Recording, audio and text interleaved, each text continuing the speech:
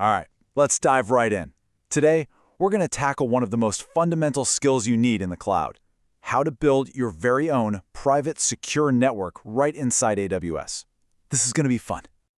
It's pretty much the first question you've got to ask on any new cloud project, right? You can't just throw your servers and databases out there into the wild. You need a safe, isolated space for them to live. So how do we actually draw that digital fence? Well, the answer to that question is the Virtual Private Cloud, or VPC. I want you to think of it like this. It's your own private piece of real estate in the gigantic universe that is AWS.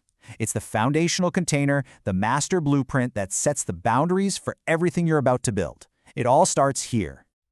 Okay, so to draw up that blueprint, we need to speak the right language. And when it comes to networking, that language is called CIDR notation. It's how we communicate with AWS to tell it exactly how big our piece of land is going to be. So what is this CIDR thing? Well, it stands for Classless Interdomain Routing. But honestly, you can just forget that fancy name. All you really need to know is that it's the shorthand we use everywhere to define a range of IP addresses. You'll see it written as an IP address, a /, and then a number. Simple as that. Let's break one down, like 10.0.0.0/16.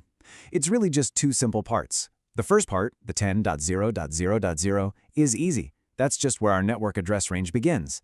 The second part, the /16, tells us the size of the network. Now here is the absolute key thing you have to remember, because it feels a little backwards at first. The smaller this number is, the bigger the network actually is. A smaller number means more available IP addresses for you to use. Awesome. Now that we've got a handle on CIDR, we're ready for our first big strategic decision: picking the master address range for our entire VPC. This one choice is going to define the total amount of IP address space we have to play with for this whole project.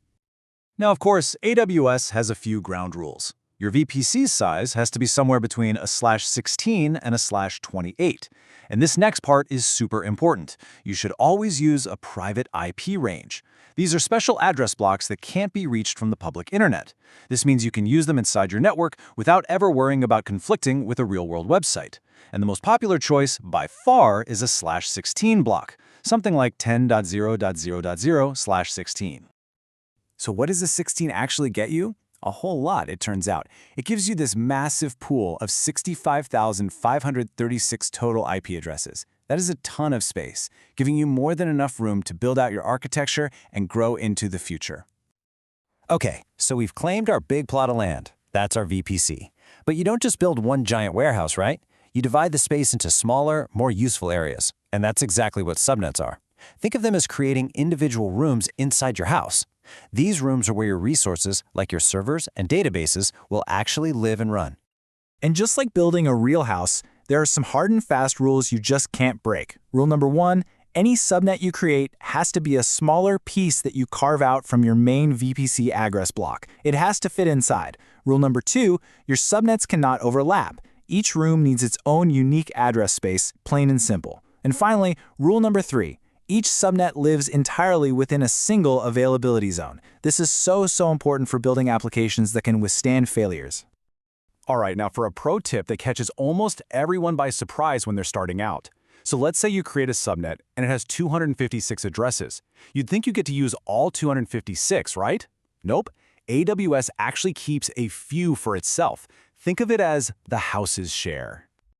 And the magic number you need to remember is 5. Just 5. In every single subnet you create, no matter how big or small, AWS automatically reserves 5 IP addresses for its own internal networking wizardry. And that obviously leads to a really important question. Why? I mean, what is AWS even doing with those 5 addresses? Why are they so critical that they have to be taken out of the pool of IPs that you can use? So here's the deal. These addresses are not wasted at all. In fact, they're absolutely essential. The very first one is for the network address itself. The second one powers the VPC's internal router, which directs all your traffic. The third is for the DNS server. The fourth is held in reserve for future AWS features. And the very last address in the range is the network broadcast address. These 5 IPs are basically the invisible engine that makes your entire VPC network actually work. Okay, we've talked about the VPC, we've decoded CIDR, we've carved out subnets, and we've uncovered those 5 reserved IPs.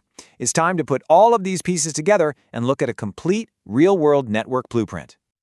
Check this out. This is a classic, really solid design. You can see we start with that huge /16 VPC block. Then we get strategic and carve out these smaller /24 subnets. Now look closely. Subnet A and Subnet B are intentionally put in different availability zones. That is the key to high availability, making sure our web tier can survive if one data center has an issue. And notice Subnet C? That's our private database tier, with no direct route to the internet. That simple separation is a huge security win. You know, if you only take one single thing away from all of this, let it be this right here. This is the golden rule of VPC networking. Your subnets are always carved out from within your VPC's address space.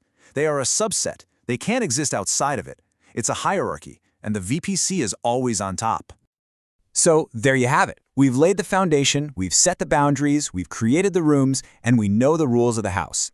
You now have the blueprint for creating a secure, a scalable, and a resilient network in AWS. So the only question left is, what are you going to build?